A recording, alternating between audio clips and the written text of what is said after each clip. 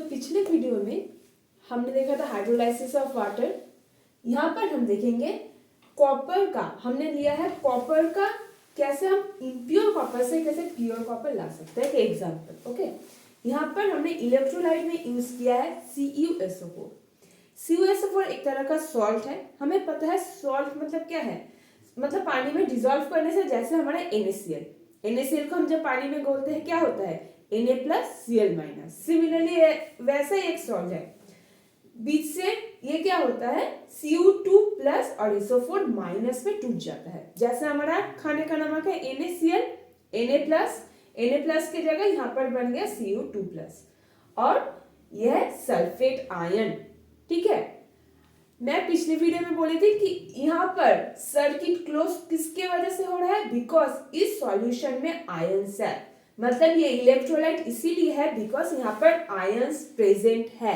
अगर आयंस नहीं होते, अगर प्योर वाटर होते तो क्या होता, इलेक्ट्रिसिटी जा नहीं पाता और हमारा इलेक्ट्रोलाइसिस नहीं होता। सो आयंस के वजह से कंप्लीट सर्किट बना है और इलेक्ट्रिसिटी पास हो रहा है इस डायरेक्शन में। और हमें पता है इलेक्ट्रॉन्स यहाँ से आ रहे हैं, पिछले वीडियो में देखे थे। अगर याद नहीं है या फिर नहीं देखे हो, पहले प्रीवियस वीडियोस देख लो, उसके बाद ये वाला देखो और अच्छे से क्लियर होगा। सो देखो इलेक्ट्रॉन्स कहाँ पर आ रहे हैं, कैथोड में। अब देखते हैं एनोड है हमारा पॉजिटिव एंड और कैथोड है हमारा negative electrode. This two are electrodes. एक इलेक्ट्रोलाइसिस के 3 कंपोनेंट्स है, इलेक्ट्रोड्स और यह जो इलेक्ट्रोलाइट है, क्लियर, और एक सेल। ठीक है, अब देखते हैं एनोड में क्या होता है। ये एनोड का चार्ज क्या है, पॉजिटिव चार्ज। हमें पता है एनोड है positive, right. Anode is A, इसीलिए है पॉजिटिव है। अब हमें पता है opposites attract, right. Opposites attract कर रहे हैं, इसीलिए पॉजिटिव के पास कौन सा क्या होता है, नेगेटिव अट्रैक्ट होता है। सिमिलरली क्या होता है, यह है हमारा pure one, right. Pure iron rod है जो है हमारा कैथोड। यहाँ पर जो होगा कि यह है नेगेटिव चार्ज, यहाँ पर यह जो Cu2+ देख रहे हैं इसको अट्रैक्ट करेगा। Cu2 को अट्रैक्ट किया बिकॉज ये नेगेटिव है और पॉजिटिव है, तो Cu इसके तरफ अट्रैक्ट होता है because it is a cation. Cation किसके पास जाता है, कैथोड के पास, राइट। CCAA रूल था, मतलब एनोड अट्रैक्ट करेगा एनायन को, कैथोड अट्रैक्ट करेगा कैटायन को।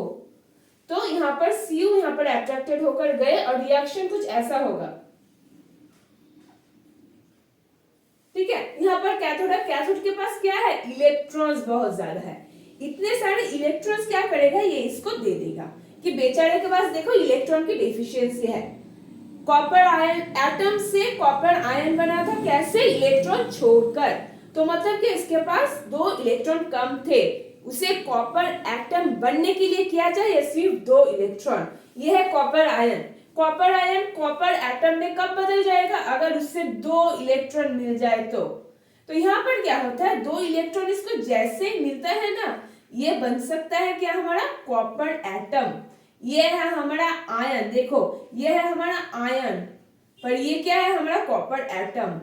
मतलब जो मेटल हम, कॉपर एक धातु है, वही धातु यहाँ पर आकर डिपॉजिट होने लगता है। धीरे धीरे ये डिपॉजिट होगा, ये धीरे धीरे साइज में बढ़ता जाएगा। पहले इतना पतला था, धीरे धीरे नए कॉपर यहाँ पर डिपॉजिट होंगे, क्लियर।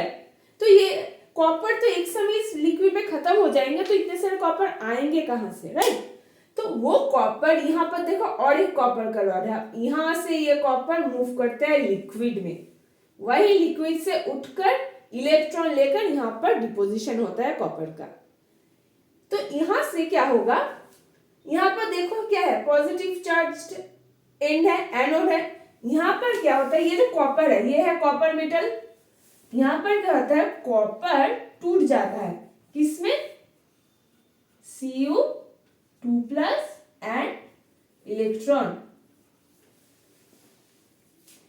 2 इलेक्ट्रॉन में ये टूट गया।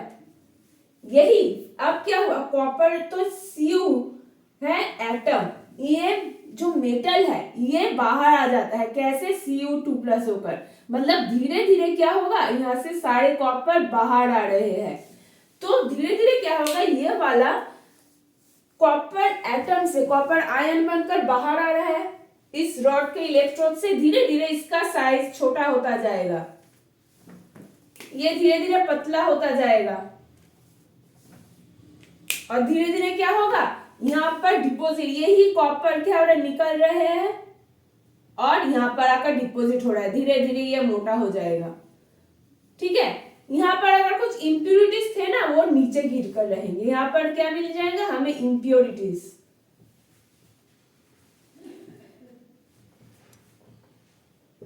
क्लियर। सो ऐसे क्या होता है, यहाँ से सारे कॉपर जाकर यहाँ पर डिपॉजिट होता है और ये वाला मोटा हो जाता है, मतलब प्योर कॉपर जाता है। बिकॉज कॉपर के सिवाय तो कैथोड किसी और सब्सटेंस को अट्रैक्ट नहीं करेंगे।